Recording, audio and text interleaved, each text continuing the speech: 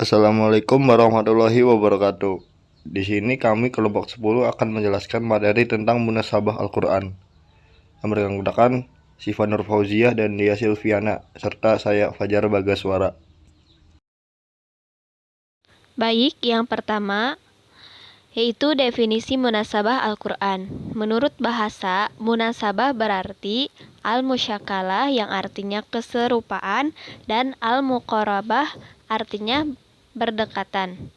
Menurut Suyuti, kedekatan itu kembali kepada hubungan ayat dengan ayat sampai kepada makna korelatif baik secara khusus, umum, abstrak, konkret maupun hubungan seperti sebab musabab ilal maklul, perbandingan dan perlawanan.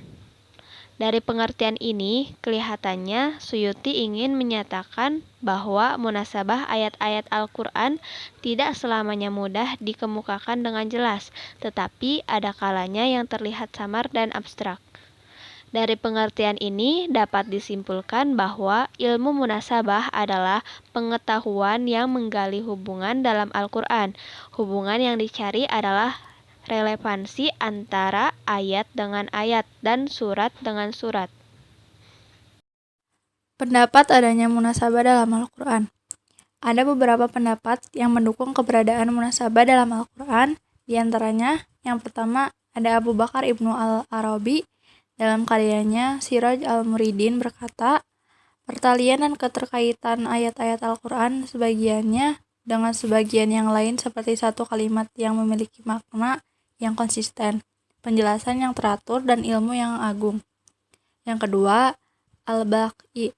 Ilmu munasabah Al-Quran adalah ilmu yang mencoba mengetahui alasan-alasan susunan sebagian Al-Quran, mengetahui maksud surat-surat dan semua kalimat dan jumlah yang ada dalam Al-Quran.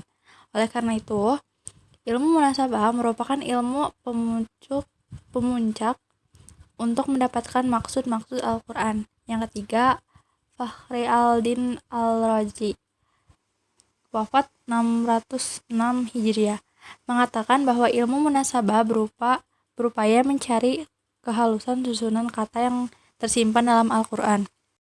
Yang keempat, Al-Suyuti berkata, ilmu munasabah adalah ilmu yang mulia. Namun, sedikit sekali ulama tafsir melibatkan diri untuk mengkaji dan mempelajari disebabkan kehalusan susunan ayat-ayat Al-Quran. Yang terakhir, Al-Zarqani berkata, sesungguhnya ketika Al-Quran dibawa akan terlihat cerita yang akurat, kehalusan bahasa, tingginya gaya bahasa, kokohnya pertalian, mengalimnya kemukjizatan dari huruf alif sampai huruf ya. Ia merupakan satu kesatuan yang utuh, meskipun terlihat berpisah bagian-bagiannya. Selanjutnya, macam-macam munasabah dalam Al-Quran.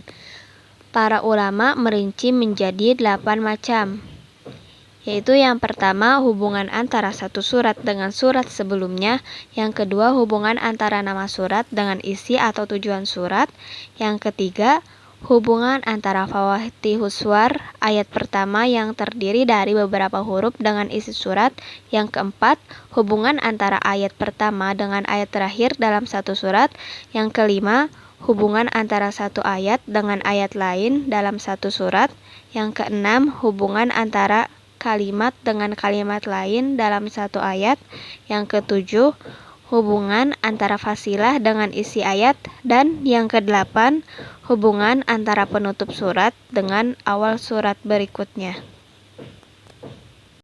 Hikmah adanya munasabah dalam Al-Quran. Hikmah mempelajari ilmu munasabah dapat mengetahui persambungan antar bagian Al-Quran, baik antara kalimat, ayat, maupun antara surat yang satu dengan surat yang lain, sehingga lebih memperdalam pengetahuan kitab dalam Al-Quran. Dengan ilmu munasabah dapat diketahui tingkat kebalagohan Al-Quran dan konteks kalimatnya dengan kalimat-kalimat yang lain. Dengan itu, munasabah akan benar-benar membantu dalam menafsirkan Al-Quran setelah diketahui hubungan antara kalimat yang satu dengan kalimat yang lainnya. Terima kasih atas perhatiannya.